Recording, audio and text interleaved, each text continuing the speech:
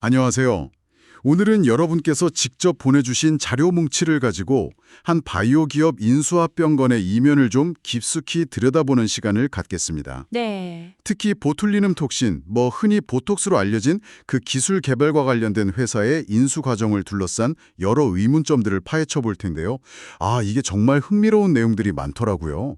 저희 손에는 내부 검토 문서로 보이는 자료도 있고요. 또 공식적인 법률 실사 보고서, 그리고 사건의 핵심 인물들로 추정되는 분들의 통화 녹취 파일까지 꽤 다양한 자료들이 있습니다. 네, 그렇죠. 자료가 상당히 구체적입니다. 네, 이 자료들을 가지고 DSK의 프로톡스 인수 과정에서 가장 논란이 되는 지점들, 예를 들면 핵심 기술이라는 균주의 진짜 정체는 뭔지, 그리고 그 과정에서 벌어진 복잡한 금융거래들은 과연 문제가 없는지 하나하나 좀 따라가 보겠습니다.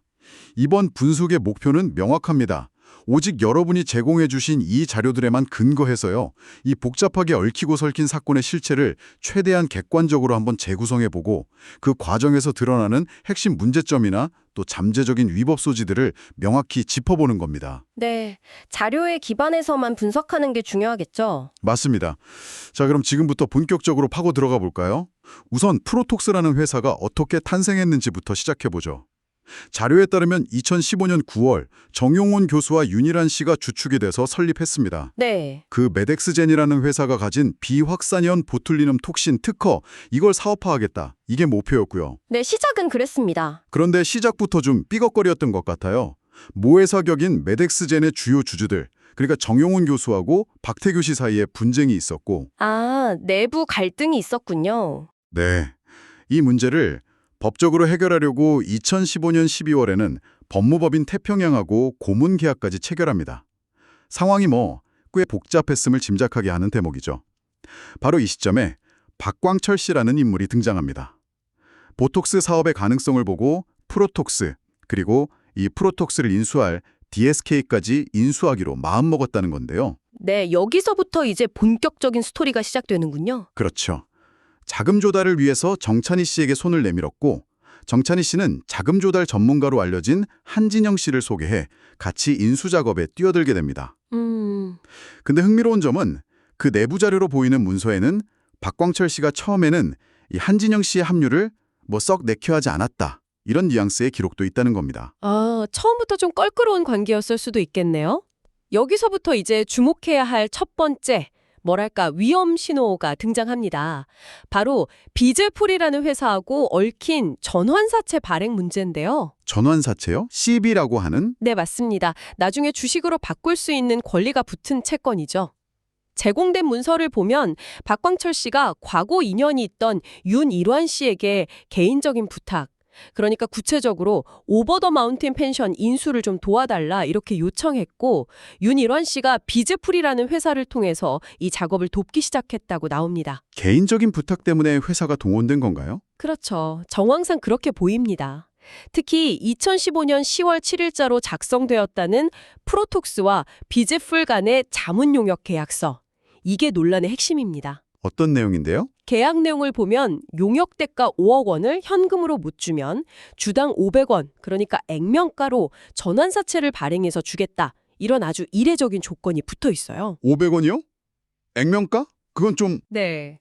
일반적인 자문 계약과는 상당히 거리가 멀어 보이죠. 사실상 거저나 다름없는 가격에 회사 지분을 넘기려는 의도로 해석될 여지가 아주 큽니다. 잠깐만요. 그럼 그 자문 계약을 맺을 당시에 그 비즈풀이란 회사가 실제로 자문 역량이 있었다는 근거는 있었나요? 그 법률실사 보고서도 바로 그 점을 지적하고 있지 않나요? 맞습니다. 정확히 보셨어요. 계약 시점인 2015년 10월에 비즈풀은 자본금이 2천만 원에 사내 이사 1명뿐이었고 2천만 원이요? 네, 사업 목적도 기계설비 관련 업으로 자금 조달 자문과는 거리가 멀었다는 거죠. 심지어 관련 사업 목적 등기는 개합하고 몇 달이 지난 2016년 3월에야 이루어졌다고 하니까요.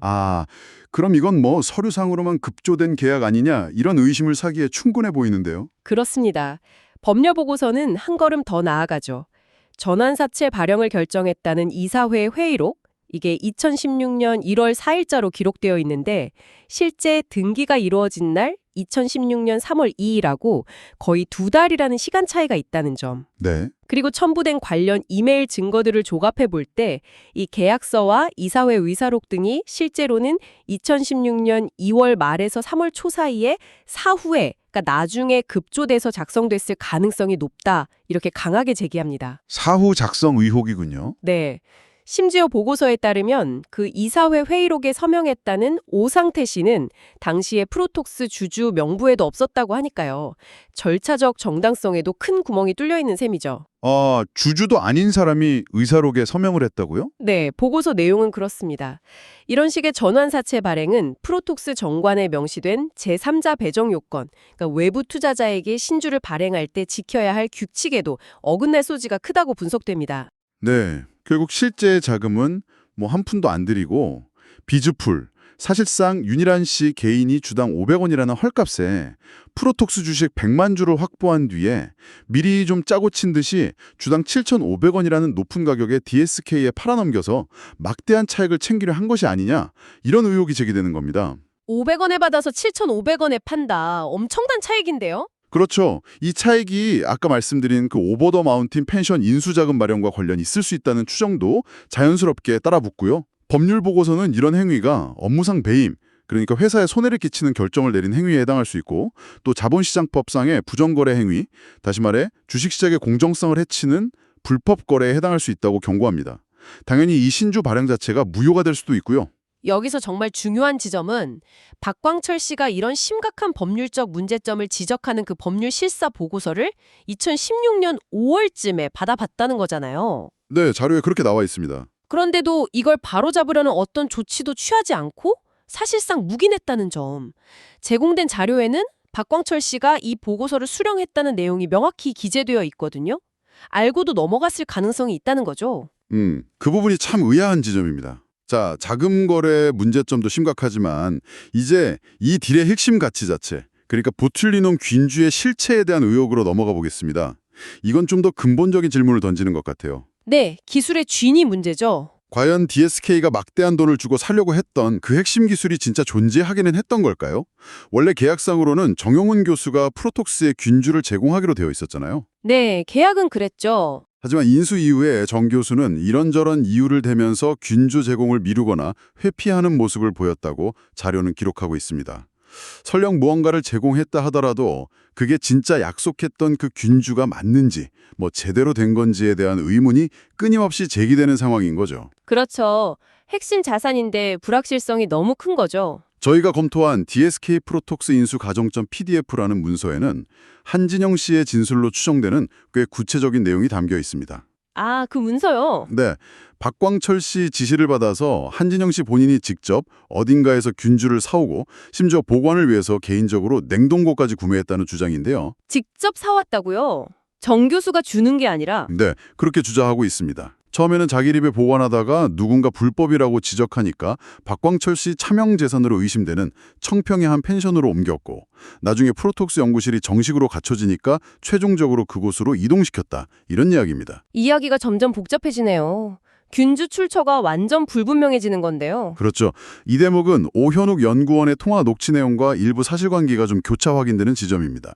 오 연구원은 청평 펜션에서 문제의 냉동고를 화성 연구실로 옮긴 사실 자체는 인정해요. 아, 옮긴 건 맞다. 네. 하지만 당시의 냉동고가 겉이 밀봉된 상태였고 안에 뭐가 들어있는지, 또 누가 언제 어디서 어떻게 구매한 물건인지는 전혀 알지 못했다, 이렇게 증언했습니다. 내용물은 모른다. 네, 즉 냉동고 운단 사실은 맞는데 내용물이나 출처에 대해서는 명확히 선을 긋고 있는 거죠. 뭔가 좀 앞뒤가 안 맞는 듯한 퍼즐 조각이 잘 안 맞춰지는 부분입니다. 안창남 연구소장의 통화 녹취록은 이 균주 논란에 그야말로 기름을 붓습니다.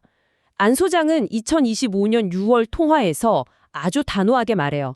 정용훈 교수가 초기에 제공했다고 알려진 균주, 아마 내부적으로 아킬레스라고 불렸던 것으로 추정되는데 이게 엉터리, 즉 가짜였고 그걸로는 절대 보톡스를 만들 수 없었다고 단언합니다. 정말 충격적인 증언인데요. 핵심 기술을 제공하기로 한 교수가 준 균주가 가짜였다니. 이게 사실이라면 인수합병 자체가 애초에 성립되기 어려운 거 아닌가요? 그렇죠. 이게 사실이라면 딜의 근간이 흔들리는 거죠. 안 소장은 심지어 이 문제 때문에 본인이 프로톡스를 퇴사하게 되었다고까지 밝힙니다. 아, 퇴사 이유가 그거였군요. 네. 더 나아가서 2025년 8월에 이루어진 또 다른 통화에서도 비슷한 입장을 견지하는데요. 프로톡스가 현재 사용하고 있는 균주는 아마 다른 경로로 구했거나 샀겠지 뭐 이렇게 표현합니다. 샀겠지 뭐. 네. 아니면 문제가 많았던 그 초기 균주를 어떻게든 살려냈다고 기사회생시켰다고 주장할 것이라고 예측합니다. 아, 그렇게 둘러댈 것이다. 네. 또한 이 균주 출처 문제에 대해서 정치권 보좌관까지 나서서 조사를 벌였다는 사실을 언급하면서 외부에서도 이 문제를 매우 심각하게 주시하고 있음을 시사합니다. 정치권까지요? 네. 특히 안 소장은 박광철 씨가 만약 문제가 터지면 자신에게 모든 책임을 뒤집어 씌우려 할 수도 있다는 경고성 발언까지 해요. 아, 책임 전가 가능성까지. 그렇죠.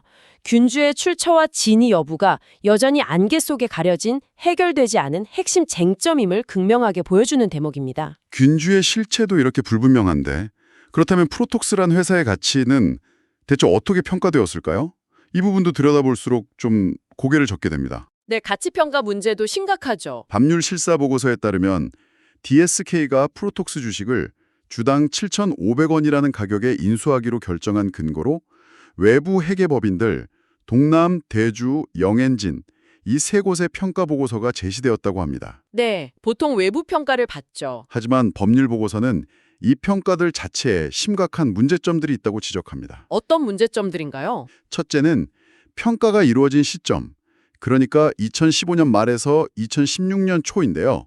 이때 프로톡스는 실제 매출이 전혀 없는 상태였습니다. 매출 제로 상태에서요? 네, 그럼에도 불구하고 회계법인들은 여러 가지 가정을 전제로 미래 현금 흐름을 매우 긍정적으로 예측했습니다. 예를 들어서 문제에 보틀리는 균주를 확실히 확보했고 특허 전용 실시권, 그러니까 특허 기술을 독점적으로 사용할 수 있는 권리를 안정적으로 확보했고 모 회사인 메덱스젠과 합병할 가능성이 높고 정영훈 교수 같은 핵심 인력도 확보했다. 뭐 이런 가정들이죠. 너무 장밋빛 가정들인데요. 그렇죠. 법률 실사 보고서는 이 가정들 중에서 특허 전용 실시권 외에는 실제로는 충족되지 못한 상태에서 평가가 부풀려졌다고 지적합니다. 이건 향후에 회계법인의 부실 실사 책임 문제로 번질 수도 있고요. 더 나아가서 DSK를 속인 사기죄 성립 가능성까지 조심스럽게 제기될 수 있는 부분입니다. 회계법인 책임론까지 나올 수 있겠네요. 네. 둘째는 바로 그 비슷한 시기에 발행된 다른 프로톡스 주식들의 실제 발행 가격과 비교했을 때 주당 7,500원이라는 인수 가격이 과연 적정한지에 대한 근본적인 의문이 제기된다는 겁니다. 아, 다른 주식 가격이랑 비교하면요? 네.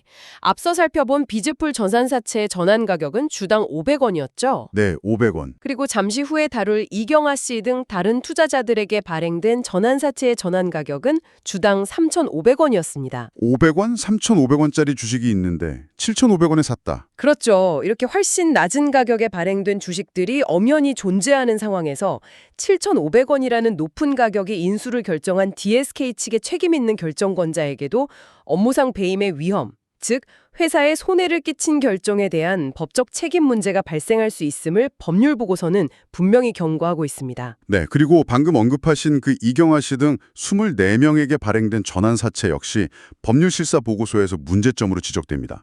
이 시비는 주당 3,500원의 전환가액으로 발행되었는데요. 네, 그것도 문제가 있죠. 보고서 분석을 보면 이 시비 발행의 진짜 목적이 회사의 정상적인 자금 조달이라기보다는 정용훈 교수가 과거에 얽혔던 복잡한 주식 매각 분쟁, 이게 뭐 주당 3,500원에 팔았던 주식을 합병 이슈로 다시 취소하려 했던 그런 건데 이걸 해결해주고 동시에 이 분쟁의 상대방이었던 투자자들에게 자신들의 주식을 DSK에 주당 7,500원이라는 훨씬 높은 가격에 팔아넘길 수 있는 엑시트 기회를 제공하기 위한 것으로 보인다는 겁니다. 아, 개인적인 분쟁 해결을 위해서 회사 시비를 발행했다. 네, 그렇게 분석하고 있습니다.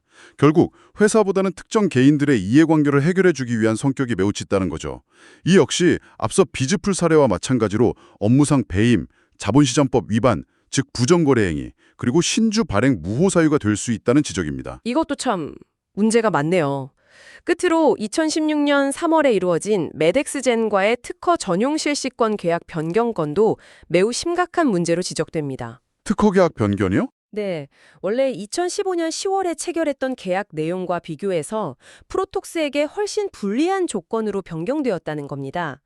예를 들어 프로톡스가 메덱스젠에 지불해야 할 기술 사용료, 즉 로열티를 대폭 인상하는 내용 등이 포함되어 있어요. 아니, 왜 더 불리하게 바꾸죠? 법률 보고서는 이 계약 변경이 DSK에 매각되기 직전에 이루어졌다는 시점에 주목합니다.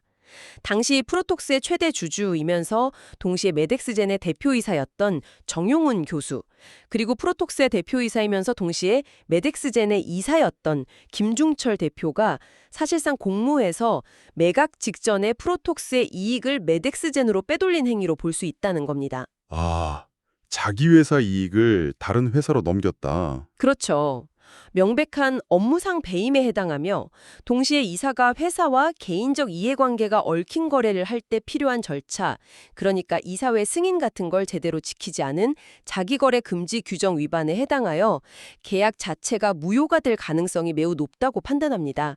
따라서 원래 2015년 10월 계약 조건이 여전히 유효하다는 결론을 내리고 있습니다. 계약 자체가 무효일 수 있다. 네, 이런 분석들을 종합해보면 DSK는 결과적으로 비즈풀 및 이경아 그룹과 관련된 주식 인수에 대해서 계약 당시에 이런 중대한 문제점들, 예를 들어 주식 발행 과정의 위법성이라든지 계약 변경의 무효 가능성 같은 것들을 제대로 알지 못했다는 점, 즉 기망행위, 속임수를 당했다는 이유를 들어서 해당 주식 인수 계약의 일부 취소를 주장할 수도 있다.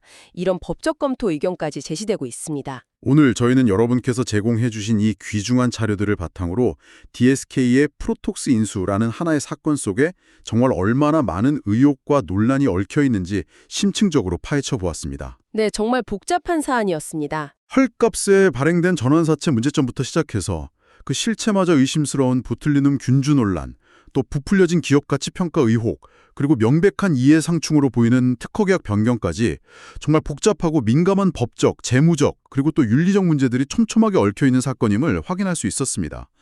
이번 분석은 겉으로 화려해 보이는 기업 인수합병의 이면에 얼마나 많은 잠재적 위험과 문제점들이 숨어 있을 수 있는지, 특히 바이오와 같은 첨단 기술 분야에서는 핵심 기술의 진짜 가치와 그 확보 과정의 투명성이 전체 거래의 정당성 자체를 어떻게 뿌리부터 흔들 수 있는지를 극명하게 보여주는 사례라고 생각합니다.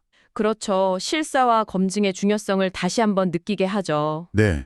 무엇보다 M&A 과정에서의 철저한 실사와 검증, 그리고 투명한 정보 공개가 얼마나 중요한지를 다시 한번 깨닫게 합니다. 마지막으로 여러분께 이런 질문을 던지면서 마무리할까 합니다. 오늘 살펴본 사례처럼 핵심 기술인 균주의 출처와 진위마저 의심받는 상황이 벌어진다면 과연 생명공학과 같은 첨단 기술 분야에서 우리가 신뢰하는 지적재산의 진정성은 어떻게 담보될 수 있을까요? 정말 중요한 질문이네요. 그리고 비즈풀이나 이경아 그룹 사례에서 보듯 이러한 고위험 고수익 사업 영역에서 잠재적인 위법 행위로부터 투자자들을 보호하고 또 기업 경영의 투명성과 윤리성을 더 강화하기 위해 우리 사회에는 과연 어떤 제도적 장치들이 더 필요할지 한 번쯤 깊이 고민해 볼 만한 중요한 질문인 것 같습니다.